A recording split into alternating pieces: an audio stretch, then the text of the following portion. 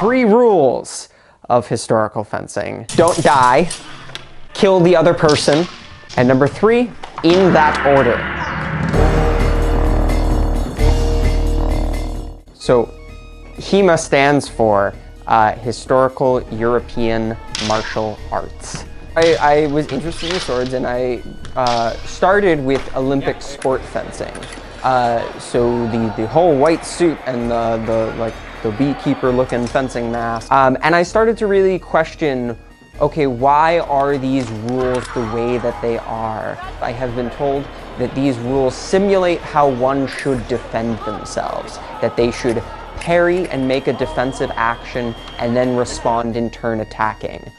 But in practice, in Olympic sport fencing, I was seeing that these parries happen, but they might not necessarily defend themselves, and 2 people poke each other with this little button that's on the end of this electric sport fencing equipment. And if that's supposed to simulate 2 people stabbing each other, that seems to be the worst result for a sword fight ever, where both people get stabbed and both people die. So I started reading, and I started practicing on my own, and trying new things. And I started asking around, like, hey, do any of my friends, if they wanted to hang out with me on Saturdays and practice something a little bit different in terms of fencing. And so we started our own little group with whatever equipment I have been able to muster of my own. I taught them what I know. Do you remember Kronhow? Yes. And that keeps you safe.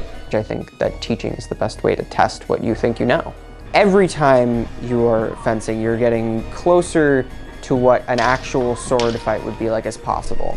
And I must state that we can never fully, completely understand what an actual sword fight is like because we don't want to die. A sharp sword behaves differently than a blunt sword.